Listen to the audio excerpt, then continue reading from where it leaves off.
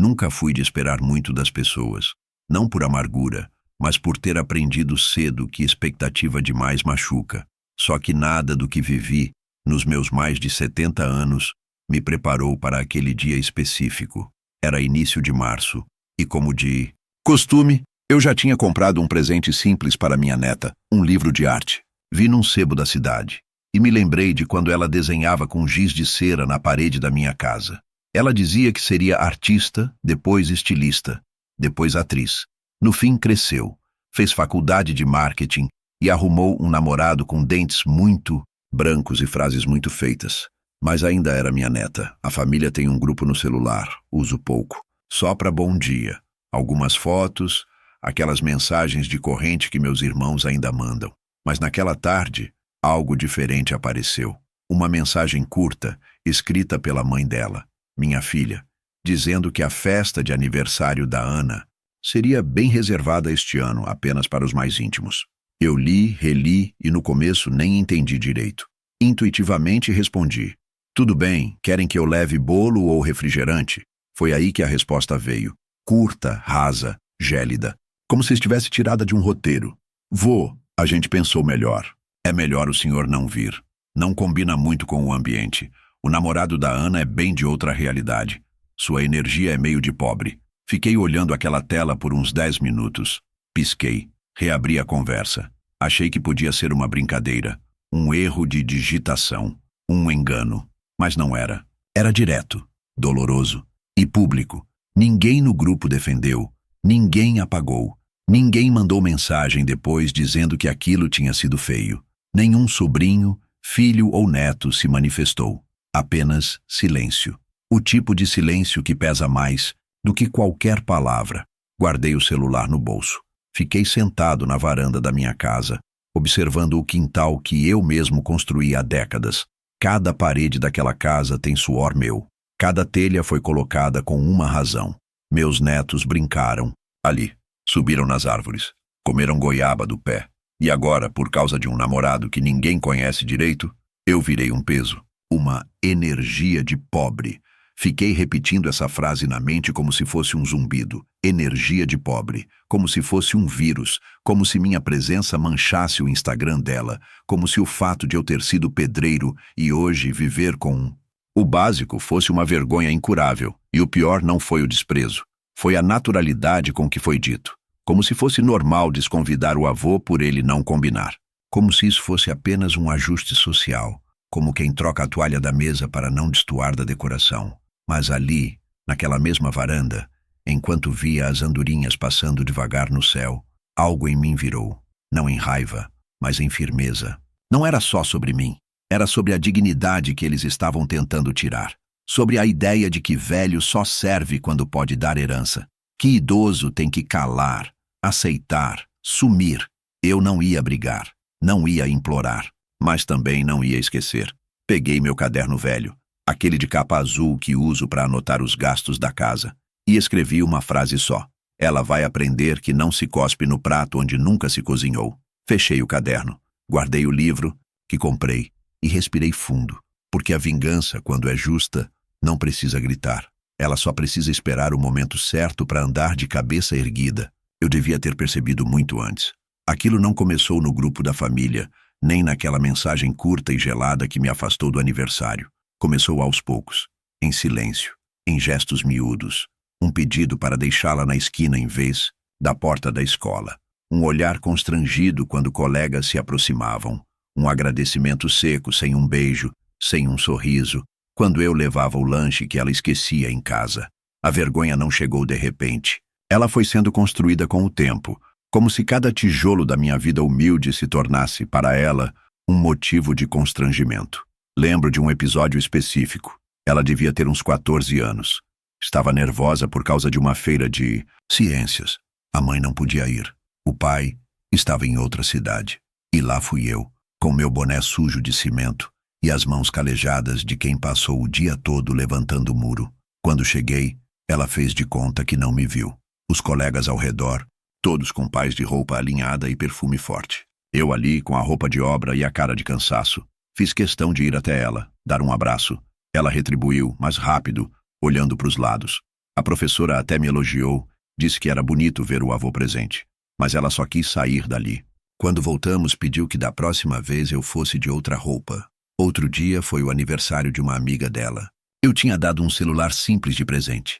Não era topo de linha, mas era novo, com esforço. Achei que ela fosse gostar, mas uma semana depois, vi no lixo da garagem, ainda na caixa. Nunca me disse nada, mas aquilo doeu mais do que se tivesse dito. Teve também aquela vez em que estava com amigos em um shopping da cidade. Eu entrei por acaso. Precisava comprar uma peça para um encanamento. Vi ela sentada com um grupo, rindo. Quando me viu, abaixou a cabeça, virou para o lado. Não me chamou, não me apresentou. Passei por ela. Fiz de conta que não vi. Ali, a vergonha ficou evidente como um tapa no rosto. Mais recentemente, ela começou a apagar meus comentários nas redes sociais. Toda vez que eu elogiava uma foto, deixava uma bênção ou dizia que estava com saudade, o comentário desaparecia. Achei que era erro do aplicativo, mas não era. Um dia criei outra conta e testei. O comentário do novo perfil ficou lá. O do avô, não. Foi quando percebi que ela não queria nem que soubessem que eu existia. Nunca falei nada, nem comentei com minha filha, nem com minha falecida esposa. Guardei para mim. Achei que era coisa da idade. Vergonha boba de adolescente. Mas a verdade é que a vergonha dela era comigo. Com quem eu era. Com minha simplicidade. Com minha vida de trabalhador braçal. Com meus dentes gastos, minha pele manchada de sol, minha caligrafia torta. Ela queria um avô que falasse bonito, usasse relógio caro, dirigisse carro importado. Não alguém que passasse os domingos com a calça puída e a TV no volume alto, para escutar melhor. Eu, que passei 4 décadas com as costas curvadas para dar sustento a essa família, agora era motivo de incômodo. Pior, de repulsa silenciosa. O mais irônico era que, nos tempos difíceis, era em mim que batiam à porta. Quando o pai dela perdeu o emprego, fui eu que vendi minha moto para ajudar no aluguel. Quando a mãe adoeceu, fui eu que cobri o convênio com o pouco que tinha guardado. Quando ela quis fazer um cursinho, fui eu que deixei de comprar meus remédios por 2 meses. E ainda assim, era eu quem devia ser escondido. Naquela semana, depois da mensagem cruel no grupo, tudo isso voltou à mente, como um rolo compressor, de lembranças mal enterradas. Não doeu só a exclusão do aniversário, doeu o acúmulo, doeu a constatação de que minha presença para ela nunca foi bem-vinda, apenas tolerada, quando útil.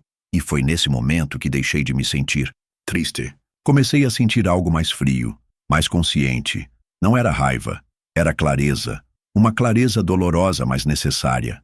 Eu finalmente entendi que, por mais que eu tivesse dado tudo, eu nunca seria suficiente para os olhos que só enxergam valor no que brilha.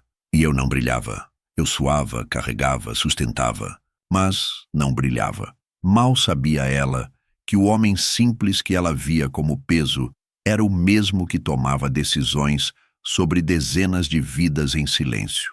Que o velho de sandália e camisa desbotada era dono de algo maior do que ela poderia imaginar.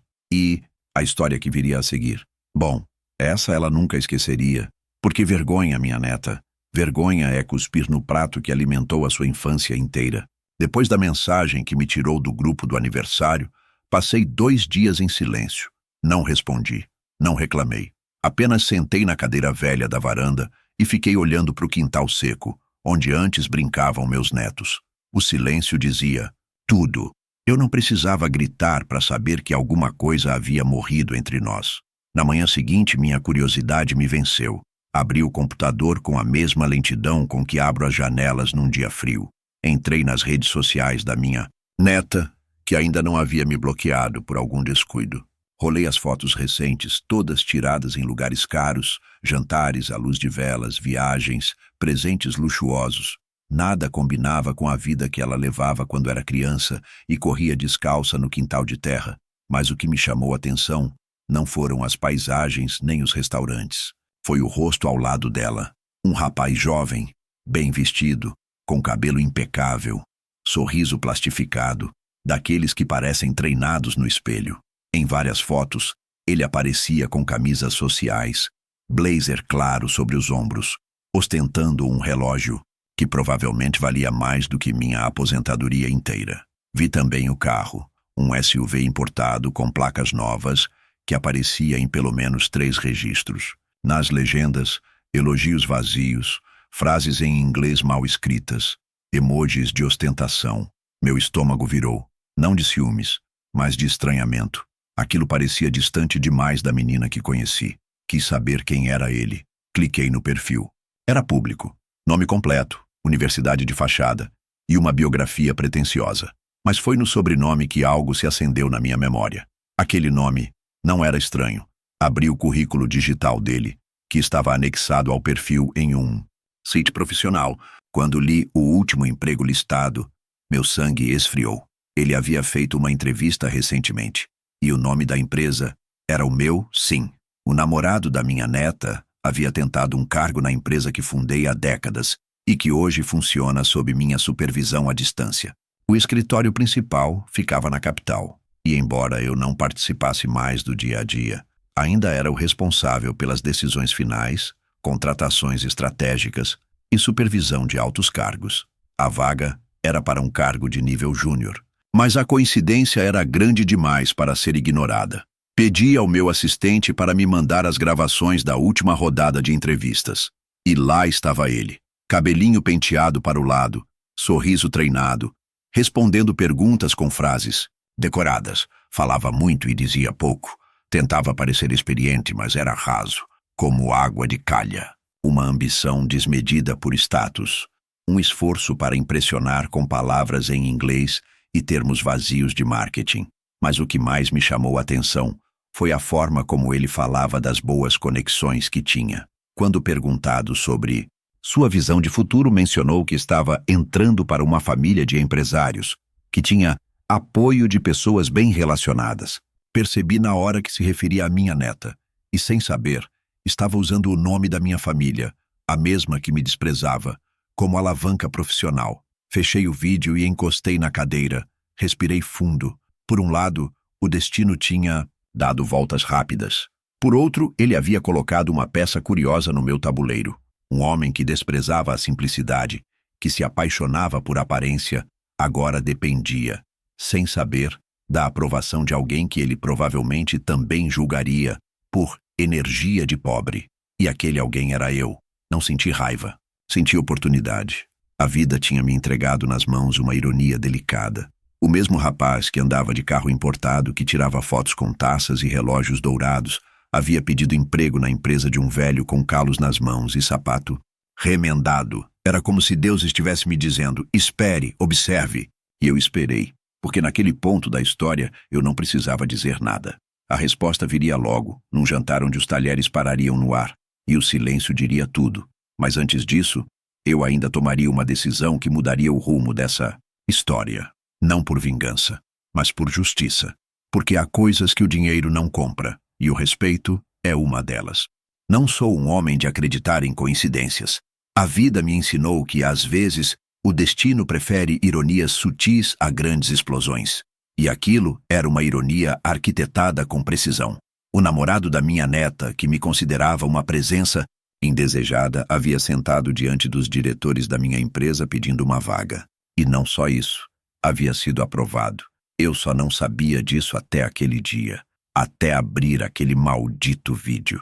Depois que vi a gravação da entrevista, fiquei em silêncio. Assisti mais uma vez, pausando nos momentos em que ele usava palavras vazias tentando parecer alguém que não era. Palavras grandes para esconder uma alma pequena. Fui até os arquivos da empresa e encontrei o e-mail do RH. O rapaz começaria na semana seguinte, como analista júnior. Salário bom, cargo confortável. E se jogasse bem, com caminho livre para subir, eu poderia simplesmente barrar a contratação. Ninguém saberia o motivo. Bastava uma ligação e ele estaria fora do processo, sob qualquer desculpa burocrática. Mas não, a lição não estava ali. Era cedo demais. Como dizem os antigos, o peixe morre pela boca. E eu queria que ele falasse. Apoiei os cotovelos na mesa da cozinha, encostei a testa nas mãos e pensei, se ele começasse o trabalho sem saber quem eu era, se destacasse, se mostrasse seu verdadeiro caráter, eu poderia observar de perto. Não como um velho vingativo, mas como alguém cansado de ser subestimado. Como um homem que viveu com pouco, mas com a cabeça erguida. Liguei para o diretor administrativo. Pedi que mantivessem a contratação, sem alardes. Apenas um reforço no aviso. Tratem todos com igualdade. Depois, pedi a um funcionário de confiança para me enviar os relatórios semanais daquele novo analista.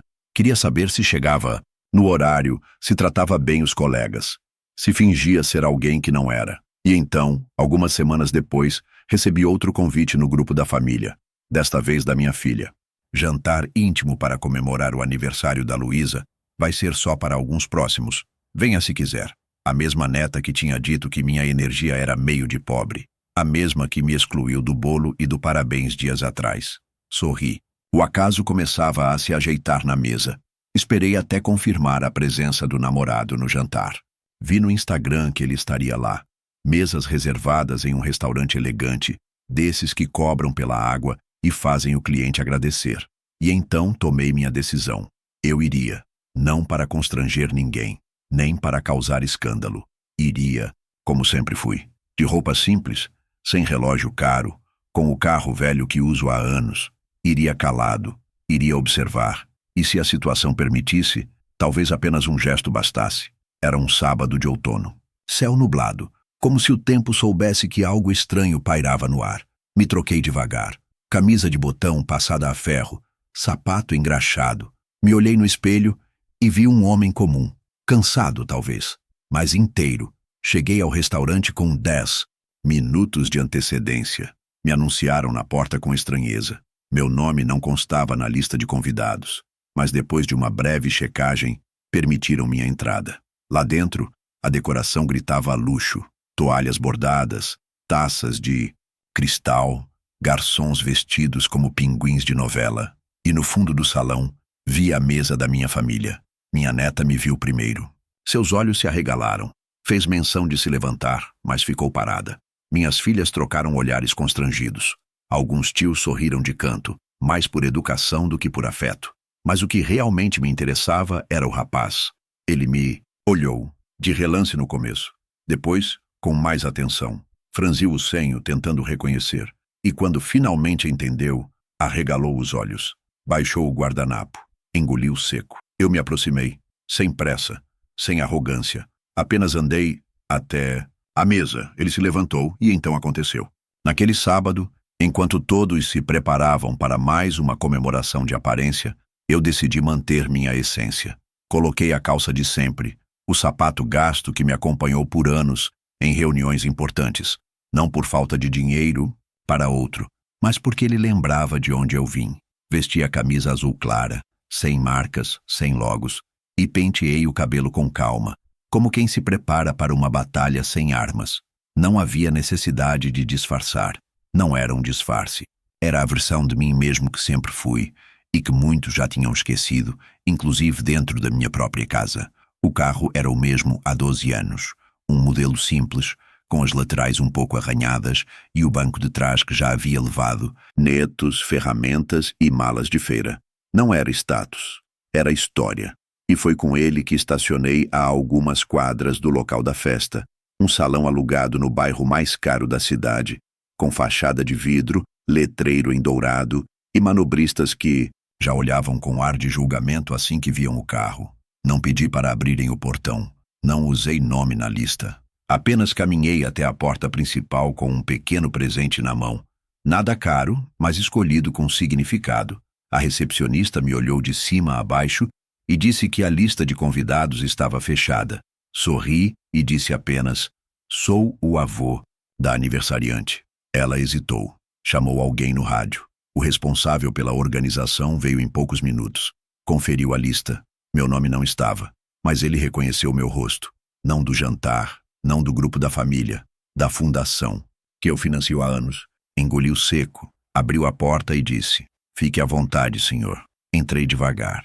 O salão estava lotado, gente bem vestida, garçons uniformizados, música baixa e elegante. Em uma das mesas centrais, minha neta ria alto, cercada de amigos. O novo namorado ao seu lado, exibindo um relógio que custava mais que a escola dela. Ela me viu, parou de rir. A expressão desfez como gelo em copo quente. Ele também me viu, ficou imóvel. Seus olhos encontraram os meus como alguém que vê uma sombra do passado se materializar na frente dos convidados. O silêncio não foi imediato, mas se espalhou rápido, como um vírus invisível, foi contaminando as mesas ao redor. Um cochicho. Aqui. Uma pergunta ali. Quem é aquele? É o avô dela? O que ele está fazendo aqui? O som da festa diminuiu, mesmo que a música continuasse. E no meio do desconforto, ele se levantou, com uma lentidão ensaiada, como quem tenta controlar os próprios músculos para não demonstrar desespero. Caminhou até mim com um sorriso tenso, quase apavorado, e disse em voz firme: "Olá, chefe." A palavra bateu no chão como um copo caindo de uma mesa. Não porque fosse ofensiva, mas porque ela revelava uma verdade oculta. Eu era o chefe, não só dele, mas da situação, da narrativa, da história que ela havia tentado reescrever sem me consultar. Eu apenas assenti com um gesto, aceitei o cumprimento e continuei andando até uma cadeira no fundo. Não havia mais nada a dizer. O estrago tinha sido feito com uma única palavra. A palavra saiu da boca dele como quem solta um segredo em plena cerimônia. Não houve gritos nem espanto teatral. Foi pior. Foi o tipo de silêncio que se instala quando a verdade chega antes do entendimento. A palavra chefe não foi dita com ironia nem em tom de brincadeira. Foi dita com aquela formalidade amarga que só quem sente o chão abrir sob os pés consegue usar. No instante em que ele falou, todos à mesa congelaram. Talheres pararam no ar. Copos ficaram a meio caminho da boca. Minha neta, coitada, parecia alguém que acabou de lembrar que deixou o fogão aceso, os olhos arregalados, o corpo travado e a boca entreaberta como se tentasse formar uma pergunta que não sabia como começar. Eu não sorri, não fiz cena. Só olhei para ele e assenti com a cabeça, como um chefe faria com qualquer funcionário em um momento formal. Mas era mais do que isso. Era o reconhecimento público de uma hierarquia que ele achava dominar, mas não compreendia por completo. Na cabeça dela, eu era só o avô simples, o homem que passava uma energia de pobre. Para ele, até aquele momento, eu talvez fosse apenas mais um rosto da família. Mas ali, no meio daquela festa planejada para parecer um desfile de status, ele disse tudo sem saber o estrago que faria. A partir dali, ninguém sabia mais o que dizer. A festa não acabou, mas também não continuou. Foi como se todos tivessem ficado em suspenso, esperando que algo fosse explicado. E a explicação nunca veio.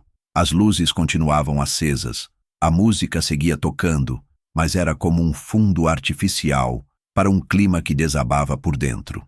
Alguns convidados cochichavam entre si, tentando ligar os pontos. O avô dela é chefe de quem? Mas não disseram que ele era aposentado. Será que é verdade? O silêncio mais desconfortável é aquele que provoca dúvidas, sem ninguém ter coragem de perguntar. Ela, minha neta, continuava estática. Chegou a se levantar, como se fosse me chamar, me explicar, me cercar com justificativas, mas não teve coragem. Os olhos dela me procuravam como quem pede socorro, mas também como quem sabe que ultrapassou todos os limites possíveis. Não era arrependimento ainda, era medo. Medo de que os outros soubessem o que ela sabia, que o velho de roupa simples era o homem que assinava o salário do próprio namorado, que aquele chefe era o mesmo avô que ela excluíra do aniversário por vergonha, e que agora era o motivo de todos os olhares na festa. Eu caminhei devagar para uma das mesas do canto, puxei uma cadeira e me sentei sozinho. Não precisava fazer mais nada, já estava feito. A palavra dita por ele com a sinceridade de quem reconhece a autoridade tinha jogado luz sobre tudo o que estava escondido. Não era mais questão de aparência, de classe, de vaidade. Era uma questão de verdade. E a verdade tinha chegado vestida de camisa azul clara e sapatos gastos, sentada num canto com a dignidade de quem nunca precisou provar nada. O namorado dela tentava manter a compostura, bebia água, limpava o suor da testa, falava baixo com os amigos como se buscasse orientação. Eu observei de longe, não por vingança, mas por justiça. Por anos me calei, deixei que pintassem versões de mim baseadas na aparência. Mas ali, bastou uma palavra para desmontar o castelo de vaidade que ela construiu. Chefe, era só isso, mas era tudo. Não fiquei até o final. Me levantei alguns minutos depois e fui embora como cheguei, em silêncio, sem explicações, sem discursos. A palavra dele bastava como registro eterno daquele dia. Ela, sentada, à mesa, não voltou a sorrir pelo resto da noite. Nem precisava. O que foi dito não podia mais ser desdito. E naquela noite, eu dormi como nunca antes. Não foram nem 5 minutos depois daquilo, do silêncio, da palavra que cortou a festa como uma faca bem afiada.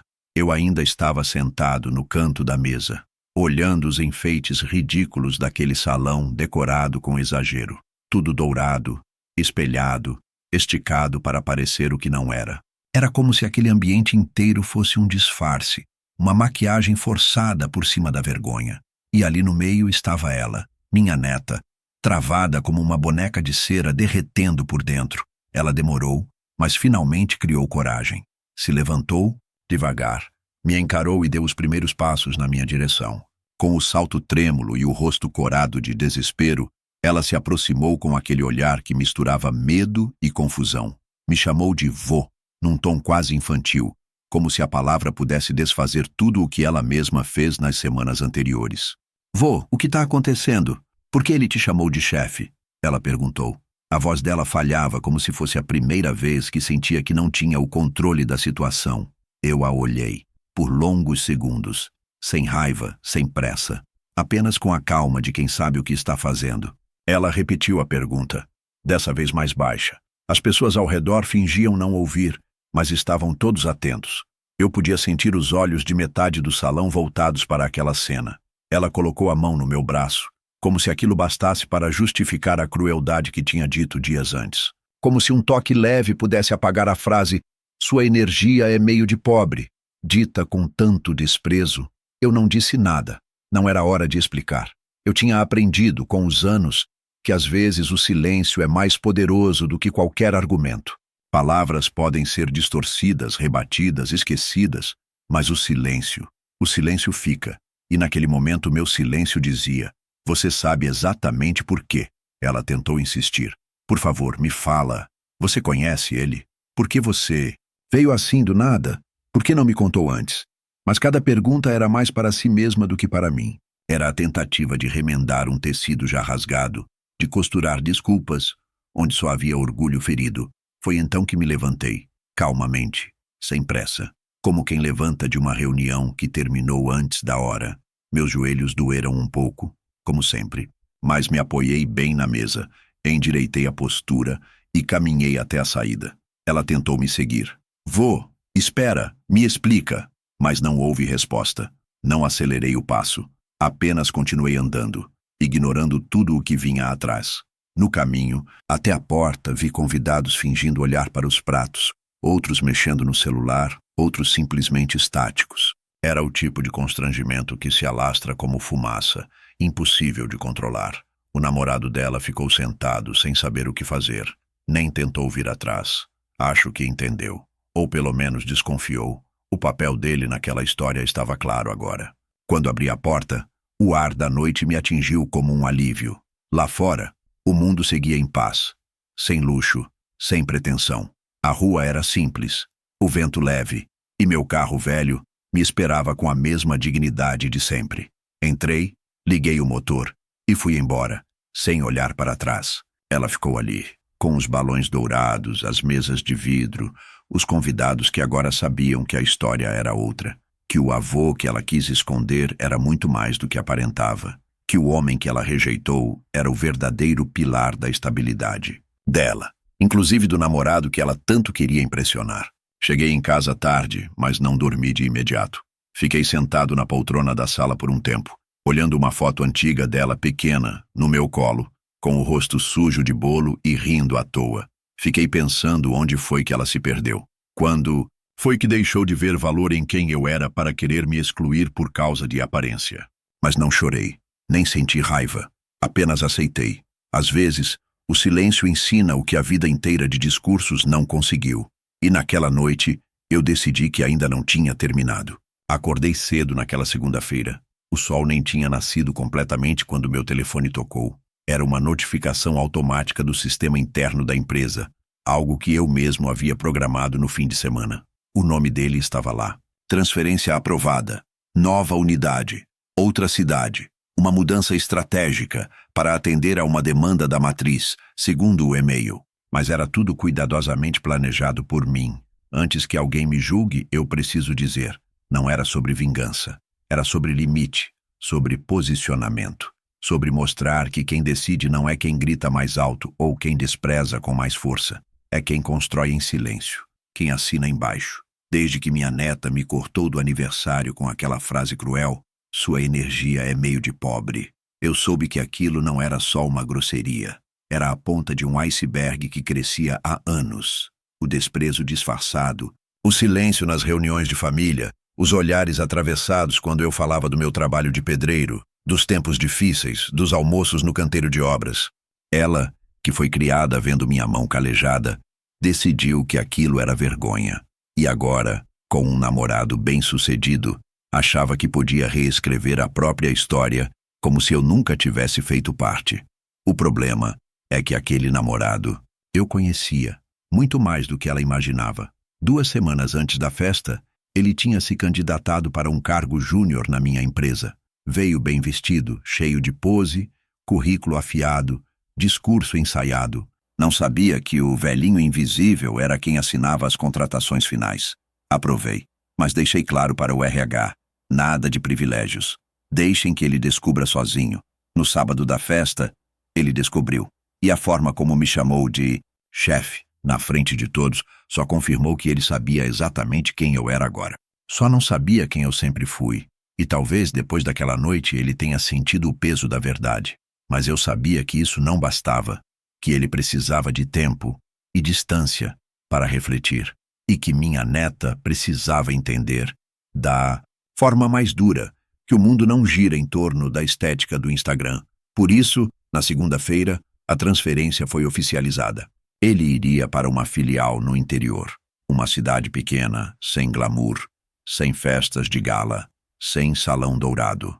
Era um cargo técnico, bem pago, claro. Não sou cruel, mas distante, bem distante. Horas de viagem, quase impossível manter um namoro daqueles. E eu sabia que o relacionamento deles ainda era recente, sustentado por aparências, selfies e jantares caros. Aquela distância ia fazer o resto do trabalho. Os e-mails foram enviados com todo o cuidado. Uma justificativa plausível. Uma explicação técnica. Ninguém suspeitaria de nada, a não ser ele, e talvez ela. Quando recebesse a notícia, minha neta provavelmente tentaria me ligar, mas eu não atenderia, porque não havia mais nada a dizer. A lição estava sendo dada. No fim do dia, recebi uma confirmação de leitura do e-mail da transferência, e poucas horas depois, uma notificação de acesso ao sistema de desligamento antecipado. Ele tentou se demitir, mas foi recusado. O contrato previa 3 meses de experiência obrigatória. Se saísse agora, teria que pagar multa. Ele ficou preso, sem saída, e com muito tempo para pensar. Não sei se naquela noite ele contou a ela. Não sei se brigaram. Não me importa. O que me importa é que, pela primeira vez, ela sentiria as consequências reais de suas palavras. Não pelas minhas mãos, mas pela vida, que cobra juros altos de quem despreza as raízes que lhe deram sombra. Sentei na varanda, como faço todas as noites. O céu estava limpo, o ar fresco. O silêncio daquela segunda-feira tinha gosto de justiça. E ali, sozinho com meus pensamentos, entendi que às vezes o melhor jeito de ensinar é com distância. Demorei 1 semana inteira para escrever aquela mensagem. Não porque não soubesse o que dizer, mas porque queria que cada palavra tivesse o peso certo. Eu sabia que naquele ponto, o silêncio já tinha feito quase todo o trabalho por mim. O namorado transferido, o desconforto da festa, os olhares cortados, as dúvidas em casa. Aquela roda que gira devagar, mas quando pega impulso, ninguém segura. Nos dias que se seguiram ao aniversário, meu celular permaneceu mudo.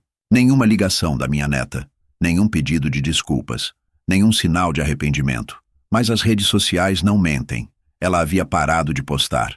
Nem um story, nem uma selfie.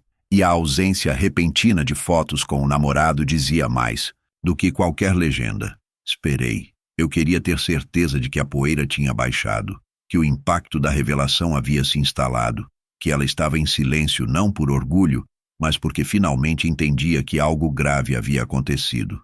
Quando se cresce pisando em tapetes de vidro, um estilhaço é suficiente para fazer sangrar.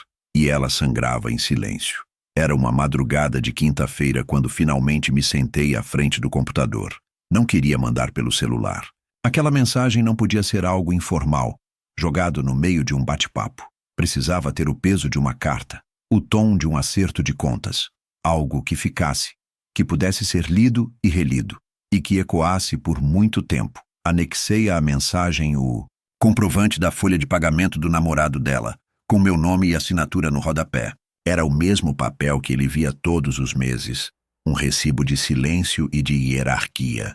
Logo abaixo, escrevi apenas uma frase. Energia de pobre, né? Sem vírgula de despedida. Sem meu nome. Sem emojis. Apenas isso. A mesma frase que ela usou para me desconvidar. A mesma que me queimou por dentro durante dias. Agora voltava para ela com o mesmo veneno, mas com um gosto novo, o da consciência. Enviei o e-mail às 2h47 da manhã. Sabia que ela o veria. Nessas horas a mente não dorme. O corpo deita, mas o arrependimento espia a caixa de entrada. E eu estava certo. Às 3h12, veio a notificação. Visualizado. Nenhuma resposta. E eu não esperava por uma. Aquela era uma mensagem sem retorno, um espelho, um retrato, não uma pergunta, não uma provocação. Era apenas a verdade, colocada diante dela sem filtro, sem pena e sem chance de se esconder. Na manhã seguinte, tomei meu café como sempre. A casa ainda tinha cheiro de passado, mas curiosamente, havia também um alívio, uma leveza que há tempos eu não sentia. Como se, enfim, eu tivesse resgatado algo que andava perdido, o respeito por mim mesmo. A verdade é que por muito tempo aceitei ser deixado de lado.